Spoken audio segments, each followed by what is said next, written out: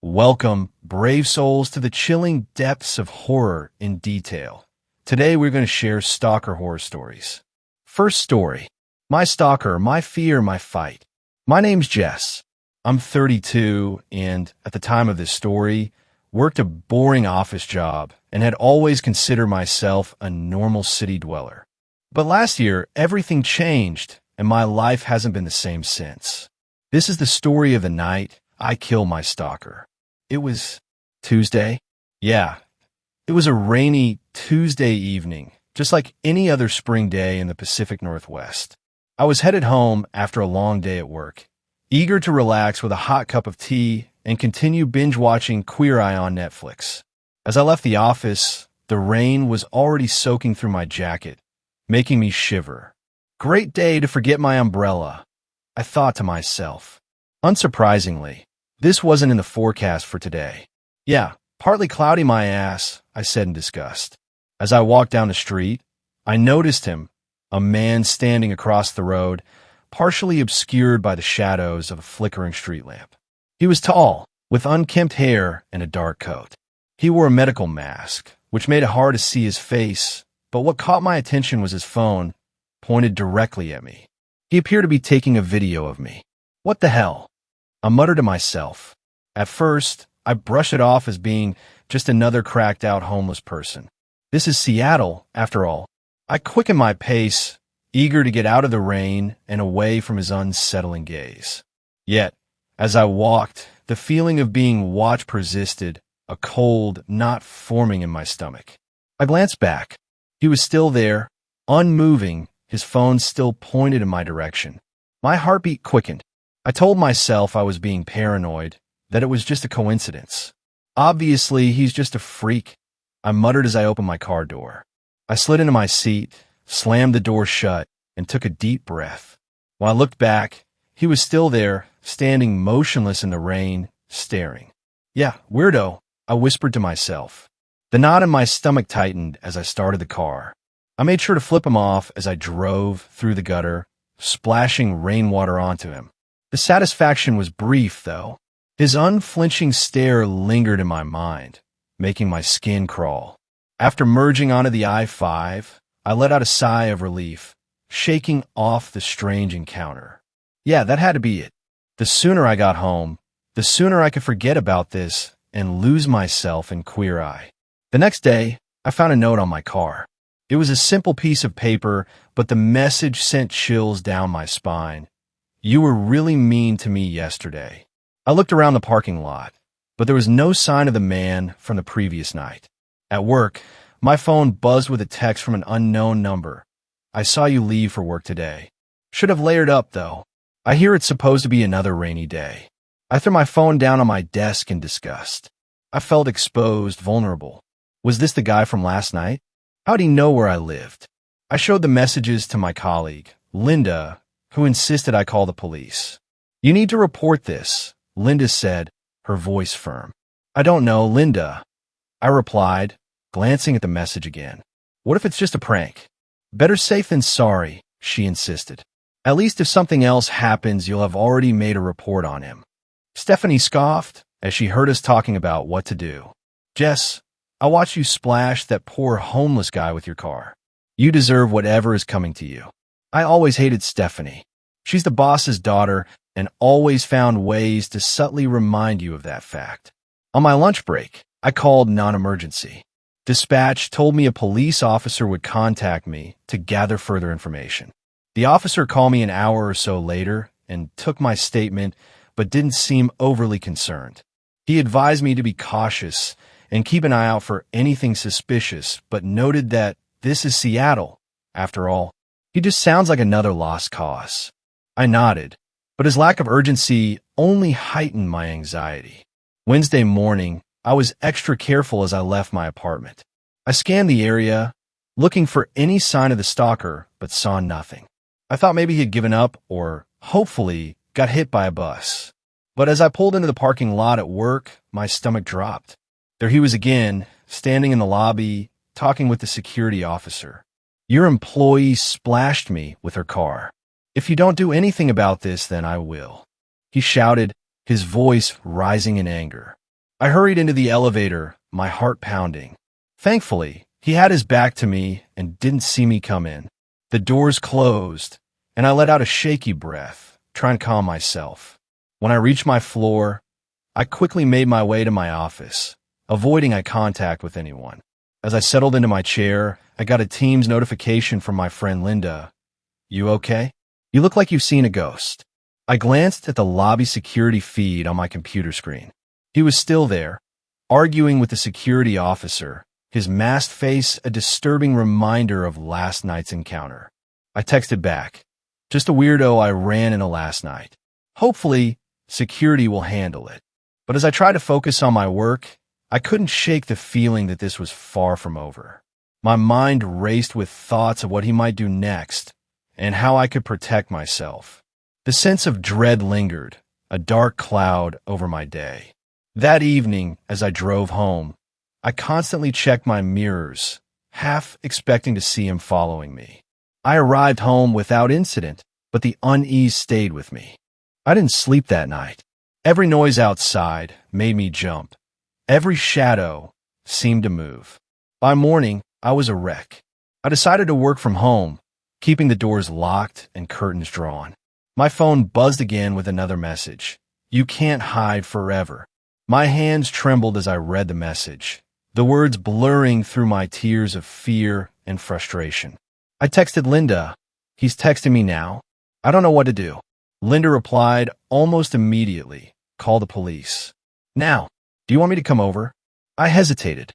I didn't want to drag her into this mess, but I was terrified. "Yes, please," I typed back, my fingers shaking. Minutes felt like hours until Linda arrived. When she finally knocked on my door, I almost collapsed into her arms. She helped me call the police, who arrived and took a statement, but there was little they could do with just a text and no clear threats. As the officers left, Linda and I tried to brainstorm what to do next. "Change your number? Stay somewhere else for a while?" she suggested. I nodded, my mind racing. Maybe I should get some security cameras, too, and an alarm system. Linda stayed with me that night, but even with her there, sleep was elusive.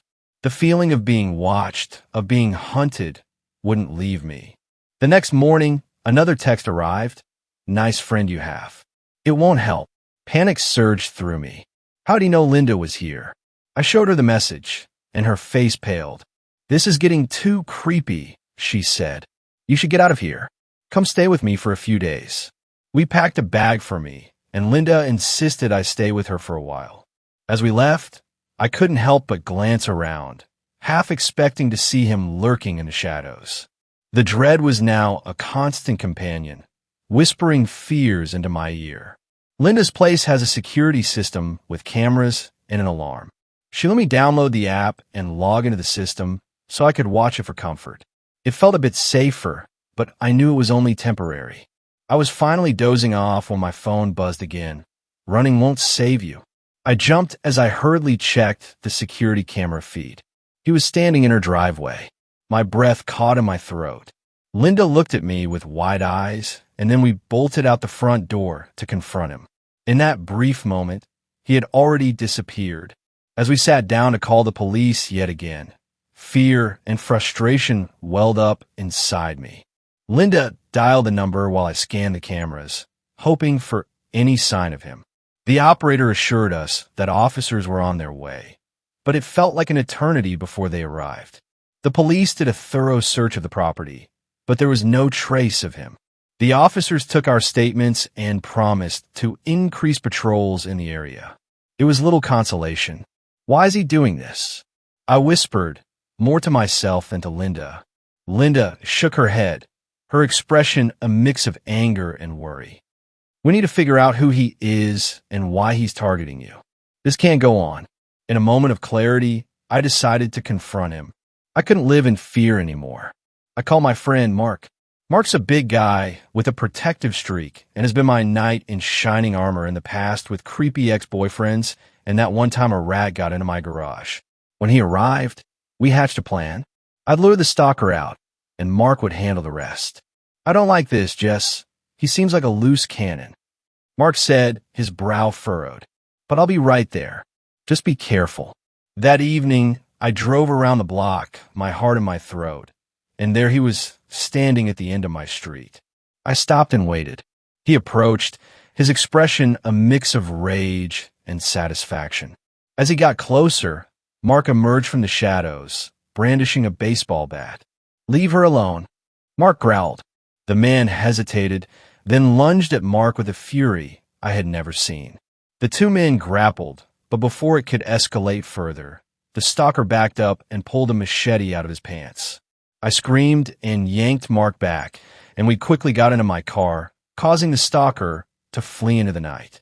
Mark, visibly shaken at this point, exclaimed, "Who is this guy? Why is he targeting you?" I explained to Mark what I did to the guy earlier in the week, but thought he was harmless. This is Seattle after all, repeating what the first police officer left me with over the phone. "No, clearly this guy is crazy and dangerous. We need to get you somewhere safe and call the police," Mark said. "Mark, I've called the police so many times. Seattle police are just useless these days ever since the defund the police movement." I quipped back. Mark sighed in agreement. "Okay, but you're coming to my place so I can keep you safe until this guy either gives up or the police finally do something." At Mark's place, I called the police again, and they arrived quickly. The officers took my statement more seriously this time, promising to make finding this guy a priority.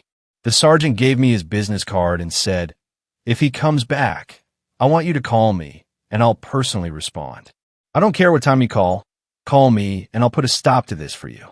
Jess, you need to stay strong," Mark said, trying to comfort me. "You did everything you could. I feel so responsible," I whispered, tears streaming down my face. That was all I could get out before uncontrollably sobbing. That night, my phone buzzed again with a message. "See you soon." Exhausted and scared, I finally fell asleep at Mark's house. But in the middle of the night, I awoke to a terrifying sight. The stalker was on top of me, his hands around my throat. I struggled to scream, to fight back, but his grip tightened. "Thought you could get away," he hissed, his breath hot and foul against my face. All I could think about was the fact that I'm about to die literally feet away from Mark while he's asleep in another room. This batshit crazy perfect specimen of Seattle's finest crackheads is going to kill me, raced through my head. However, I wasn't going down without a fight. Desperation surged through me. I clawed at his hands, my vision blurring. My fingers found a nearby lamp, and with all the strength I could muster, I smashed it against his head. He grunted in pain, loosening his grip just enough for me to scramble out from under him.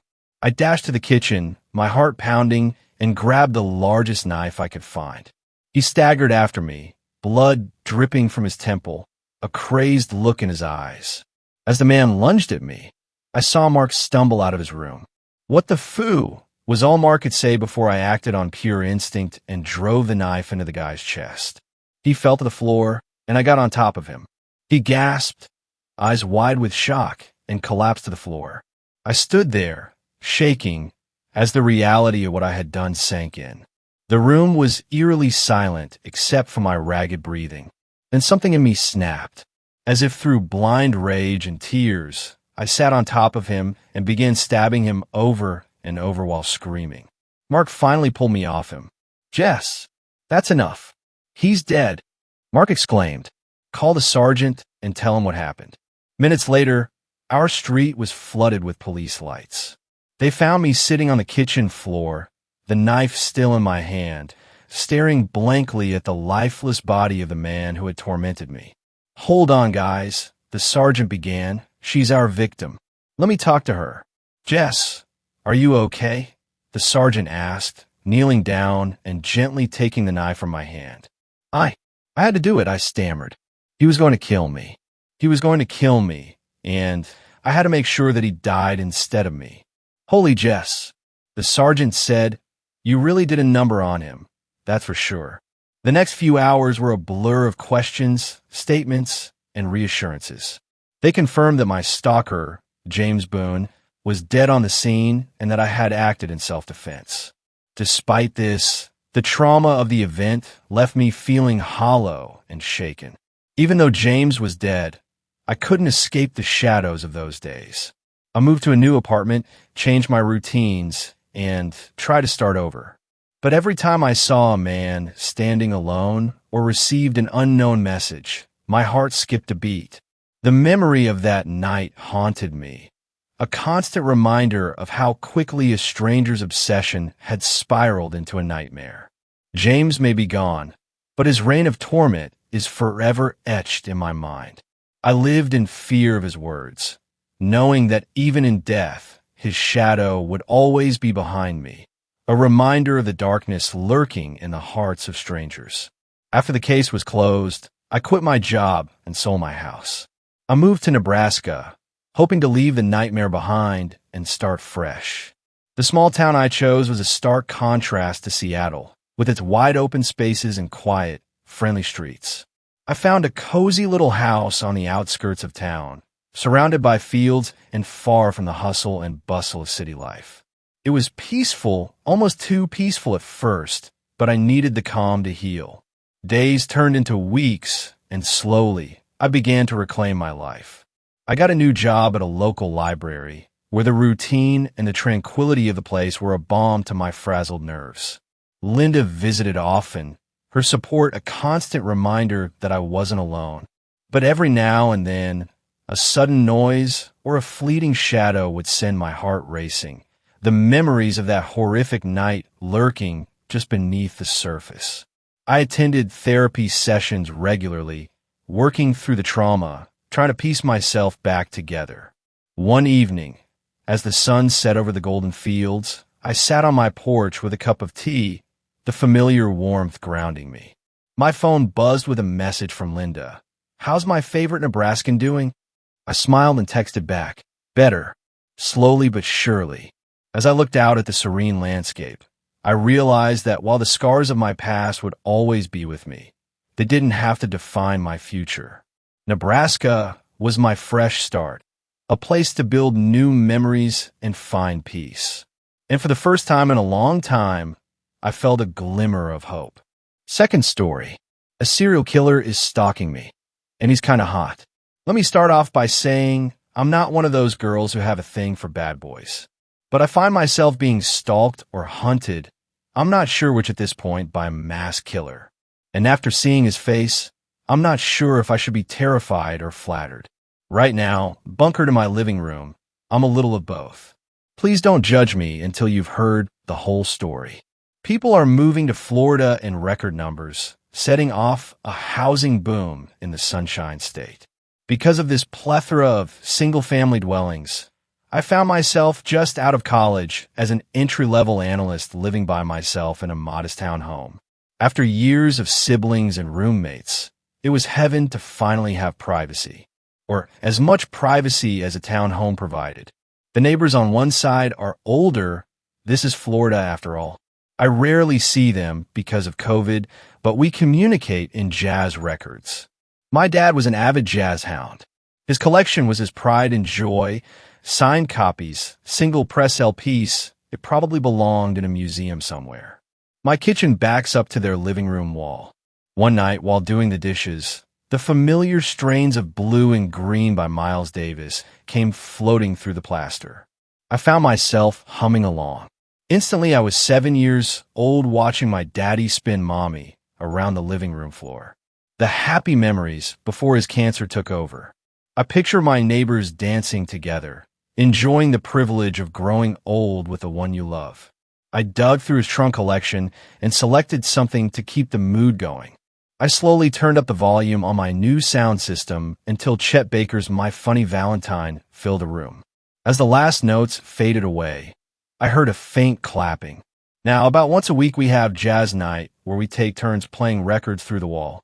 When I had to quarantine for 2 weeks, jazz night was one of the few things I had to look forward to. My other neighbor was more my age and had no interest in jazz. No, Amanda loved one thing: serial killers. Our bedrooms shared a wall, and every night I could hear the latest documentary or unsolved mystery or true crime podcast. It would terrify me. I try not to listen, to wear headphones or watch something on my TV, but having never lived alone before, I was a little paranoid, so I wanted to hear what was going on around me. And so every night, I'd be an unwilling participant in solving whatever true crime mystery she was watching. I wondered what kind of psychopath was so into murder. About 2 weeks after moving in, I found out. I was struggling to move the rest of the moving boxes down to the recycling bin. I had at least 10 flat boxes stacked high over my head as I cautiously maneuvered down the stairs. Hands reached out and removed half the stack, revealing a young woman with bottle red hair and a Pogo the Clown t-shirt. "Hey neighbor," she smiled, dumping the boxes into the bin. "Thank you so much," I replied, truly grateful for the help. "Sorry I haven't been over to introduce myself. I get home pretty late," she explained. It would have been creepy and rude to tell her that I know her exact schedule, because when she's at work is the only time I get any peace from true crimes and murder. So I didn't. But she must have noticed me staring oddly at the creepy clown on her shirt. "You a Pogo fan?" she asked. "Never heard of him. Is that like a kid's show or something?" I hoped I didn't sound as dumb as I felt. "You know who John Wayne Gacy is though, right?" she asked. "Wasn't he an actor, John Wayne?" I knew I sounded stupid now. Her eyes widened with excitement. "Are you doing anything tonight?" she asked. I admitted I wasn't. Truth was, I had just moved to Selloe, Florida, and hadn't made any friends. It's hard to get out and meet people during a pandemic. And people in Selloe seemed, I don't know, off. Everyone jokes, there's something in the water. I believe it. That's how I found myself sitting in her living room, watching a marathon of TV shows and movies dedicated to John Wayne Gacy and his heinous acts of murder against young men. At first, I was repulsed. Who was sick enough to do that sort of thing? But I admit, it was pretty interesting, even from just a data standpoint. Someone gets away with killing 33 young men over the course of 6 years. You kind of want to know how he did it. And what happened to him? And what's with the clown? I learned all that and more. For the next few months, Amanda and I worked through every serial killer and true crime documentary and film we could find. I still wasn't as obsessed as she was, but I definitely had more knowledge than I did before on the subject. What I especially found fascinating was the number of women who were attracted to convicted serial killers, despite, or maybe because of, their violent crimes often against women. Manson got married in prison. Ramirez had groupies. And Ted Bundy was like a rock star.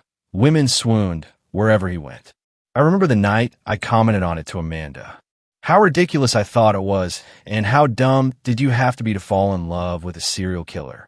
Amanda looked right at me and said, "Serial killers are hot." I admit, when Zac Efron played Ted Bundy, I did change my mind a little. But I remained adamant that no real woman was that dumb to knowingly get involved with a serial killer. I figured it would remain a theoretical opinion. I was wrong. As I said before, Selloe can be a weird place. Prophets of doom, random people yelling at you, a man dressed as a stop sign that's just working out some issues. These are normal occurrences. So when I saw a man in a mask stalking around our building, my first thought wasn't automatically serial killer. But I did decide to keep an eye out. It was jazz night. I just settled in and was listening to my neighbor's selection of Mac the Knife by Ella Fitzgerald when I noticed a shadow creeping across my front window. I realized it was dark outside, but my lights were on. Whoever it was could see me approach the window. So I did what any thinking adult would do. I slid on my belly across my living room floor and slowly peeked out of the blinds. I didn't see anything at first. My eyes adjusted to the dark enough to make out a man standing on the sidewalk in front of Amanda's place. Watching. Technically, he was on the sidewalk. Nothing illegal about that. He wore a pumpkin hockey mask despite the sweltering Florida heat. I didn't know they came in different colors. His head turned slightly. I couldn't tell if he'd noticed me, but I didn't want to find out. I ducked out of sight just as Mac the Knife ended. Sliding back across the floor to safety, I quickly put on the first song I grabbed, So What by Miles Davis. I tried to relax and focus on the music, but my eyes kept going to the window. I tried to rationalize with myself. He's probably gone. He wasn't doing anything wrong. I couldn't help myself. I made my way back to the window. I walked that time. Peeked out. I didn't see him. I breathed a sigh of relief. He's gone. I opened my front door to get a better look. And that's when I saw him. He was off the sidewalk now. His face was pressed against Amanda's front window. Inside, I could see her silhouetted bustling around the kitchen and living room. The masked man seemed riveted on her every move. I grabbed my phone and dialed Amanda's number. "Done with jazz night already?" She mocked me. She was jealous when I didn't spend time with her, even if I was doing something she had no interest in. "There's a guy outside your house watching you," I yelled. The masked man turned to face me, but didn't run. "What are you talking about, you spaz?" she retorted. "Grab your bat and come outside," I begged. With a sigh, she hung up. I moved towards the man, who still hadn't made a sound or moved. "You stay right there. We're calling the police," I managed to squeak out in terror. No reply. The front door opened. Amanda strolled out carrying her black wooden baseball bat she kept by her bed. "What the hell are you?" She trailed off, noticing the hulking man standing at her window. She points the bat at him. "Who the hell are you?" No answer. "What are you doing at my house?" "You like looking in windows, you perv." "I'm calling the cops," I offer before dialing the complex security. They get there faster. "You hear that? She's calling the cops." "You're screwed now, pervy boy," she taunted him. She tapped her bat against his mask. "Where'd you get that dumb thing? Take it off." He didn't move. "I said take it off," she yelled. She shoved the bat harder against the mask. And then he did something I'll always regret. He took off the mask. As if on cue, my neighbor's next selection came on. I could hear the sultry tones of Fever by Peggy Lee from my open front door. He took off the mask slowly, revealing a rugged chin, smooth skin, and flashing black eyes. He shook his silky shoulder-length hair free of the mask. It was like a shampoo commercial. Beneath the mask was the face of what could have been a male model. He was beautiful. I don't know if it was the music or the way the streetlights caught his dimples just right, but I was dumbstruck. Amanda, even more so. I saw her eyes roam over his muscled arms and narrow waist. The moonlight playing in his impossibly soft, glossy hair. The confidence and strength in his gaze. That was it. He was handsome, but it was so much more than that. The power that radiated off him. The complete disregard for norms and expectations. He wanted to wear a mask and peek into a stranger's window, so that's exactly what he did. The primal, almost animalistic energy that surrounded him was even more intoxicating than his beauty. Amanda's pale skin flushed red. He noticed. Slowly, he unbuttoned his work shirt, revealing a fitted white tank underneath that clung to his muscles. He never broke eye contact. You could have knocked her over with a feather. Obviously not the object of his charms, I was notably less enthused. The flashing blue lights of the complex security vehicle blinded me temporarily. Amanda and the creeper didn't seem to notice. The two security guards ran over to me, hands on their tasers. "What's going on here?" they demanded. I told them what I had seen, that this creeper had been wearing a mask and was stalking around the complex all day, that he had been peeping into Amanda's window, and that's why I'd called them. Amanda made no effort to join in. "Ma'am, is that true?" they asked. Was all she replied. "Was this man peeking in your window?" "Oh, I don't know," she said, confused. "What are you talking about? I called you. He was right there at your window." I was incredulous. How could she not know? He was right there still doing it. We'd caught him red-handed. "You called," "Yeah," she offered. I could tell they were getting frustrated. "Ma'am, is there a problem?" one asked. Amanda looked the creeper up and down, taking in this beautiful specimen of man before her. "No, I guess there isn't," she replied. "What?" I couldn't believe what I was hearing. I begged them to call the police, escort him away, anything. "Sorry, it's her window. She says there's no problem," and they were gone. Amanda took him by the hand and led him into the house. I watched the door shut, saw them both silhouetted as she turned off the light and fell into his arms. Numb, I made my way inside and closed the door.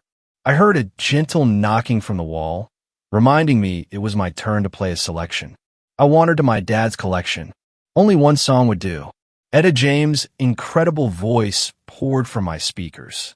I turned the volume up, hoping to avoid hearing what I knew in my heart was coming. At last, My love has come along. My lonely days are over. And life is like a song. I slumped on the couch and waited. The screaming started by the second verse and was over by the last. And here we are in heaven. For you are mine at last. That was 5 hours ago. It's been deathly silent next door since the screams stopped. I tried calling the police. I told them everything. They laughed and said it was probably a new boyfriend I didn't know about, that they were probably role-playing and the sense of danger was a fetish. Basically, I'm on my own. I don't want to leave the living room. I can see both the front and back door from here. I thought about making a run for it. I grabbed a kitchen knife and the pepper spray from my purse. I figured if I could just get to my car, I could get anyone to come back with me and see that I was right. I didn't make it. As soon as I opened my front door, there it was, waiting for me. His mask. Only now the orange was streaked with bright red blood. I don't know if it was a sign or a warning, but I hear a faint scratching noise coming from my upstairs bedroom, the same room that shares a wall with Amanda's room. As long as I hear the noise, I can think I'm safe. It's when it stops that scares me. Third story. I'm being stalked by a Jehovah's Witness. I would always hide behind the couch when a Jehovah's Witness approached my house. My mom would turn off the television and close the doors, windows, and curtains. I knew they were nothing to be afraid of.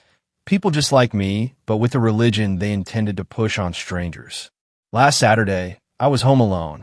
My mom had gone out shopping. I was watching videos on my computer. I heard someone walk up the veranda steps, heavy-footed.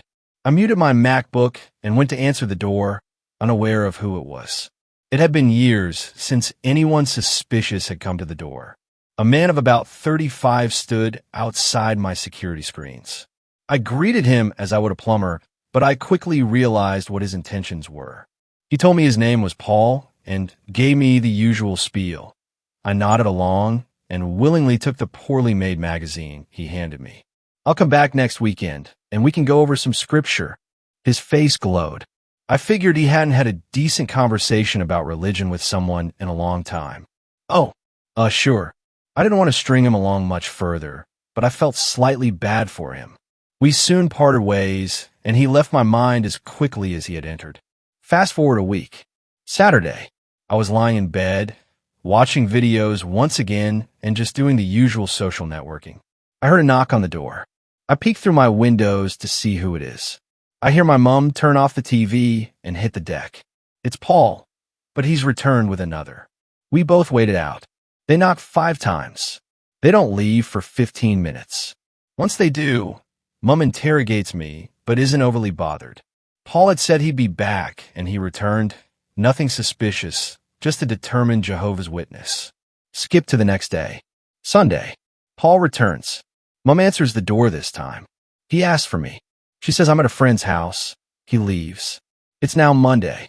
Took a sick day from school. Faked cramps. I need to catch up on some assignments. I'm home alone. He's outside. He's not leaving. It's been an hour now. Help me. Fourth story. I found a letter from my stalker. I found this note, nailed onto a tree on my front lawn. I really don't know how to describe it. I'll just let you read it yourself. I saw you today. It was your birthday. You didn't see me. You hardly ever do these days. Your skin looked so nice and healthy, and your eyes, they were the most beautiful I'd ever seen them. You've grown so much. I remember how you different used to look when you were younger. I remember the day I first met you. It was 4 years ago. I was sitting on my desk, head down, listening to the teacher rattling off names for attendance. The teacher called out a name I didn't recognize, and a stranger's voice answered behind me. Was there a new student? The teacher didn't pause for a second, just continued calling out name after name. I turned my head to where the voice had come from. I saw you, a pale thing, so thin, your eyes so red, at a seat that should have been empty. I saw the fireflies flying around you, flickering. Dozens of them, never straying far from you. I saw them going through you and coming out through your skin, like you were a mist to them. Can you believe I thought you were a ghost? No one else seemed to acknowledge the new stranger sitting at the back of the class. Class after class, hour after hour passed as I waited for something to happen. For someone to notice you, for you to leave, for you to let out a ghoulish scream and claw at me like in the horror story I was certain I was in. But nothing happened. Teachers came and went. My classmates laughed and slept, and you just sat there. The bell rung for recess. The other kids ran to their mundanities for the day, leaving me and you together in the empty classroom. You stood up and pulled a chair from the desk next to you, making it face your desk. You turned your head to me and spoke. Well, you're slow today. Come on, ask me your questions. I don't know why I didn't run away screaming at that moment. Probably would have turned out better for me in the long run, but let's not speculate. I guess at that point in my life, I was pretty bloody lonely. I figured there was only a 50 to 50 chance you'd eat me, and the other 50 was that someone wanted to talk with me. Kid priorities don't make sense to me either these days. So I went along with the flow. I walked over to your desk, sat down on the chair you pulled for me, and asked my question. What were you? You told me you didn't know. You said that once you were a child, just like me, with parents and friends. You used to go to the same schools as me. Then, one day, one ordinary day, when you were 10, you just woke up and you were like this, covered in fireflies, and no one could remember you the moment they concentrated on anything else. No one, not even your parents. You told me of how I'd notice you every day, how I'd think of you until recess every day, how I'd come to you every day, how we would talk every day, how we would meet for the first time every day for the last 3 years, about how I'd forget the instant I walked out of the room, how everyone would forget you, how the fireflies would make them, how for the last 3 years you'd been alone. Your story was very hard to believe, so I didn't. I asked what reality prank show I was on. You looked, well, unimpressed, and asked me to continue telling my story. I was caught off guard by the non sequitur. You said last time I was here, I was telling you a story, a horror story about a haunted house. As you detailed the story, goosebumps prickled my skin. It was a story I'd been making up in my head, a story I hadn't told anyone yet. At that moment, a million reactions were open to me, all simultaneously adequate and inadequate. But the only thing that seemed proper was to finish the story for you. So I did. Halfway through, you interrupted me to ask if my mother HD recovered from her sickness yet. I had to shake my head, a bit ashamed at the fact that I shared this private matter to a stranger. The story ended a few minutes before recess. My next class was in another room. You told me to go. Your steadiness took me back. You seemed so accepting of your fate, like you'd already gotten used to the idea of being forgotten forever. I was a kid back then. I wasn't a particularly smart kid, and I was probably on the onset of crush. So you can excuse what I did next as an example of my childhood stupidity. I grabbed my scissors, pressed it against my arm's skin, and dug in. As it drew blood, I pushed it forwards till the cut forms the shape I wanted. Letter by letter, I carved your name onto my arm. Just so you know, I don't regret that. Don't get me wrong, kid power might have made me do it, but it sure as hell didn't make the pain go away. It was one of the most painful experiences of my life. But even then as a kid, I thought what was happening to you was unfair. I remember how your eyes looked when you saw that. The confusion. How strange it was for you that anyone would want to remember. I remember that look so clearly. When I woke up the next day and saw your name on my arm, I remembered you. I didn't forget. That day, for the first time, we had a conversation that wasn't so one-sided. You said no one had ever done anything like that before and suggested I might have a mental illness. I won't deny it, that drew a little blood. As we talked, a creeping thought came into my head. Did you prefer it when I didn't remember? That night, I was sitting up on my bed, staring at your name on my arm, wondering if I should cover it up so I couldn't see it and give you back your privacy, when I heard a crash. I looked up to see my bedroom window shattered and a dirty rock on my floor. I looked out of the cracked window to see a dark figure on my lawn. You were outside yelling about how we should hang out. It took me a while to get used to how bad you were at talking to people. Years without practice made you quite a bit rusty. That was all right. We had a lot of time. For the next 2 years, we spent the most of our free time together. Most of the time we talked. You tell me an aspect of your life and how you lived. You still stayed in your old house. Your parents never noticed the food gone missing, never noticed the extra room, and you'd stolen the extra keys. One night, I confided in you that I was beginning to think you were a part of my imagination, Fight Club style. After all, what could you do to me that I couldn't do to myself? You spent the next month or so trying to leave bite marks on my ear or neck to prove a point. I still have some on my ear, so I guess you did. Looking back, I could see the warning signs even then. Your skin seemed to get worse and worse, paler and paler, and you'd rub your eyes raw. It was in winter we had our wake-up call. The morning began like any other. I woke up, brushed my teeth, and started searching for clothes to wear. It was a winter morning, and my room was dark, so I didn't see your name on my arm. The cold sent shivers through my body and pulled out a long-sleeve jacket. A small bell rang in my head. Asterisk, don't you usually roll your sleeves up? Asterisk, yeah. And why did I? That L. I finished tidying up and headed to school. On the school bus, I felt oddly content, like something I'd been worrying about had just disappeared. I walked up the school stairs, down the hall, through my class door, and sat down on my desk. The same feeling of a burden forgotten hounded my mind. What was I forgetting? When recess came, I just sat at my desk while my classmates ran out. It felt like a ritual, but I didn't know what for. I was contemplating just walking out to join them when I heard it. It was something small in the wind, like a whisper, but it came over and over, incessant. It sounded like my name.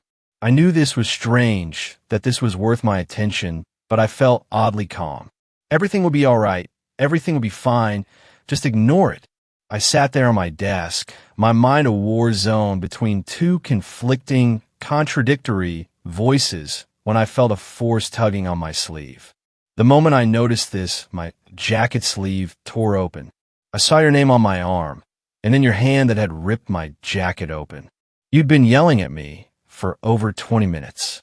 I think that was the moment we realized how on edge our friendship really was. One accident away from complete erasure. We spent the most of the next year in the town library together, trying to find out what the fireflies were. It wasn't really a problem for me. Because of my mother's treatment, my family couldn't afford to go on any trips, and our house didn't have heating anymore. So I was happy to spend my time with you. Try to find information was a puzzle in and of itself. After all, how would I read about people I couldn't remember, and how would you find out who was special when no one could even remember enough about them to record them? We found out old family trees and records. Individually, we'd write down the name of everyone in the book on 2 lists, and then we would compare. The names I hadn't remembered to write down, but you had, would become the focus. They were the names who were under the curse of the fireflies. We compiled a list of suspicious books. Books we, though, could help us, because they were written by or were about the people we were searching for. I'd read the books with the list of names side by side, reading it again for every page of the book.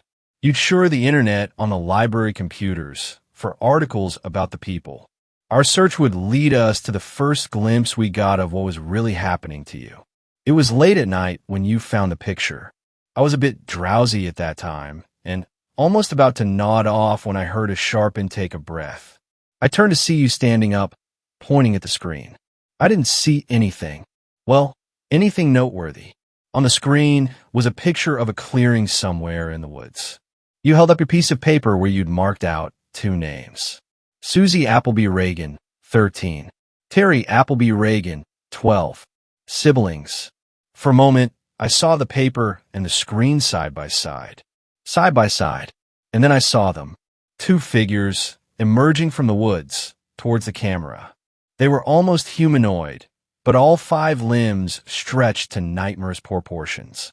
Blank white skin, pure albin that looked more like tree bark than anything on a mammal.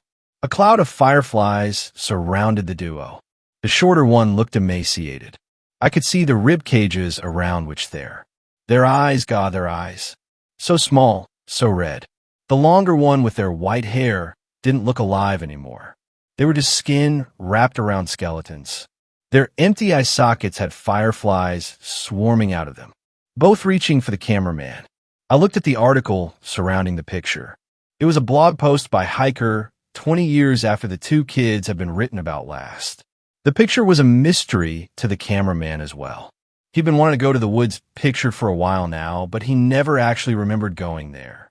The picture had just appeared in his camera one day, out the blue. For a moment, I looked at your face. Your thin, pale face with those red-veined eyes. Would that be you when my scar faded? Just a walking horror-eyed glimpse, then forget? We worked through our reading list at a much faster pace, starting from that moment. Maybe we should have gone slower. At least every book, every website we'd left untouched promised hope. The books we finished and tossed aside promised nothing but the clearing in the woods as your future. And we tossed aside a lot of books. I believe I tore through 3/4 of my reading list before I stumbled across the journal. Oh God, that horrible, horrible journal. The journal used to belong to a mental patient named Joey, who claimed to be a serial killer. He was locked up in an asylum when the police discovered his supposed victims never existed. He was diagnosed with a need for attention and shoved away. They should have electrocuted him. They should have fried him until his flesh melted and his hair burned. In the journal, he talked about how he carried out his killings. He knew things, bizarre and disturbing things no one else knew. He knew of strange creatures that lived in the woods.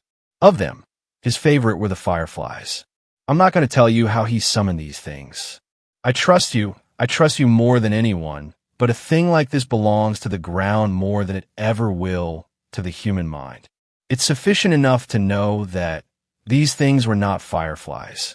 Joey would start his ritual by taking a kid. Any kid, anyone he'd liked. He could take them at any time, the dead of night in their own homes, or in broad daylight on their front yards. It didn't matter if he was seen. He'd take them to his house and drag them to a room. Usually, an Amber Alert came up around now. He didn't care. Like I said, it wouldn't matter soon. He'd drag them to a special room in his house. Here the fireflies would come and latch onto them. Now, nobody was searching for kids. Not the police, not the parents. Nobody. From then on, he could do whatever he wanted to the kid. He'd get bored of them after a day or two, after the child had broken. And then the kid would go too. Hacksaw, kitchen knife, anything would work. He detailed a large pit of bodies he kept in the woods, swarming with the bugs. I guess he got bored of that too one day. So one day, he went right to the police station and turned himself in. Not of guilt. No. He just wanted someone to know about the stuff he was doing. Sick. Oh, don't get the wrong idea. He never stopped killing kids. The asylum doors didn't stop him from doing what he liked. It just made him improvise. He made a new way. He modified the flies so they could survive without a host, just in a dormant state. When a child, he specified the age, would approach the swarm, it would latch on and begin its effect. Over the years, the child would warp horribly into the things we saw in the woods. I wish I could hate him in peace. I wish I could say the world owed him nothing. But that wouldn't be true. He detailed a way out. On the final page was an exact explanation on how to get rid of the fireflies. You must have seen something in my face at that moment you asked if I found anything. I said no and closed the book. A few minutes later, you shut down the computer. You picked up the last book and went through it yourself. When you reached the end cover, you tossed it aside. I asked what we should do now. You said it was all right. I could go home. We'd talk about it in the morning. I stood up and walked past the shelves of books. I headed for the library entrance, but stopped right outside the door and waited. I waited until I heard the sniffling sounds. I sneaked back to our table, where you were quietly sobbing. You had your head in your hands. I sat back down as you raised your eyes to me. You said you wished you'd never met me. How happy you were when you had nothing to lose. How I ruined your life. You'd never really gotten better at talking to people. That was the worst love confession I'd ever heard. I remember how we kissed that night. I remember your hands gripping my hair. I remember that kiss. I wish it could have been just a kiss. I'm sorry I ruined that moment. When my arms were around you, I was close enough to steal a firefly without you noticing. I remember holding the fireflies in my hand. I remember how it struggled until it didn't. Until it was a part of me. The fireflies shifted. They came over me and left you. I remember the familiar look in your eyes. The confusion. I never wanted to see that confusion in your eyes again.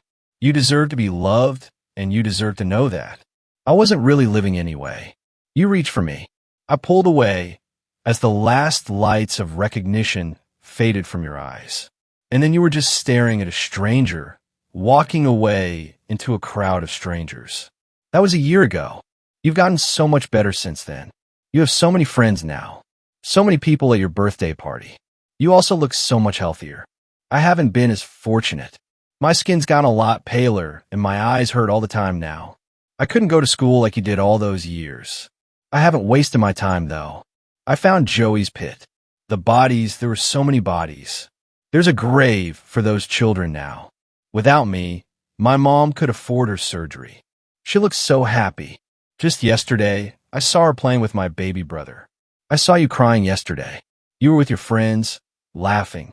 For a brief moment, your eyes met mine, and then they were so wet. I think I'm going away. For good, I think. You're not going to be happy if I stick around. I'm so happy I met you, even if you don't remember me. Note end. Sometimes I go through depressive episodes. I feel so lonely, even with my friends. I don't know what's going through my head during these times, and sometimes I'd end up in a bathtub, a knife in my hands and my wrists bleeding. Up till now, I thought I was cutting my wrists. I wasn't. The cuts, they're letters. I've been carving a name onto my arm. Fifth story. The Midnight Stalker. I do not believe in ghosts, spirits, or the supernatural. Well, not until I had experienced it. Let me get this straight. I had not been a fan of the horror genre. I do not know why, but these movies are not my cup of tea. I remember watching The Conjuring Part 1, and I also remember how it traumatized me for 2 weeks. Since childhood, I have always been afraid of the dark. But yeah, I must confess, though I hate watching horror movies, I love reading about them. If you check out my browser history, you would learn that creepypasta.com is a website where I spend most of my time reading stories about urban legends. I have a friend with whom I have been close since childhood. Her name is Jessica. Well, here's a quick introduction. Jessica and I have been friends since childhood. We go to the same school and are in the same class. We have many things in common. We both love to dance, listen to music, and play an instrument. She is more into the guitar, and I am a pianist. If there is one thing I hate about her, it's that she is a hardcore horror fan. But that's not the reason why I hate her. I hate her because she mocks me for not being a big fan of horror. She's watched the entire Conjuring universe. Okay, now enough introduction. This happened last year on Halloween. My parents were out of town for some business work, and I was alone at home. With nothing to do, I decided to call over Jessica for a sleepover, and believe it or not, she agreed. It was 9:30 on the wall clock when I heard a doorbell. I ran for the door, and there stood my close friend, Jessica Jones, wearing the same jeans and shirt she had worn on my previous birthday. Let's watch a horror movie. Don't worry, you will have fun, Jessica insisted. I had no other option, so I agreed. She turned on the television after turning off the lights and closing the curtains. Then she started Netflix, logged in, and browsed for a horror movie. After a few moments, we found The Conjuring 2. Well, it was the only film left for Jessica to watch to complete the Conjuring universe. I try not to jump too much when the jump scares arrived. It was 12:30 a.m. when the movie ended. I must confess it was not that bad. But yeah, there was a problem. Sleep was miles away from me, so we decided to stay up. Hey, can you unlock your phone and give it to me? Jessica asked. At first, I was confused, but then I thought maybe she wanted to click some pictures. That's what girls do the most. So, I handed it over to her and went to the bathroom. When I came back, I heard typing noises coming from my phone. Quickly, I snatched the phone from her. To my astonishment, I saw that Jessica had texted, "I know what you did," to a random number. "Why did you do this?" I exclaimed. She laughed and said, "Just wait and watch." We just waited. Approximately half an hour later, we went to sleep. At around 3 a.m., my phone buzzed with a text, which was a reply from the person. He had written, "I also know what you did. Look outside your window." A chill ran down my spine. I was flabbergasted. What did he mean? Jessica ran for the window. She removed the curtains, and stood in fear. In the dim streetlight, I could see a dark figure with glowing eyes staring at us. Frightened by the sight, both of us stumbled back, our breaths caught in our throats. We ran to the living room and locked ourselves inside. The dim glow of my phone lit up the room as it buzzed again. This time, the message read, "I'm already inside." A shadow fell across the hallway as the sound of slow, deliberate footsteps echoed toward us. Jessica clutched my arm, her trembling hand icy cold.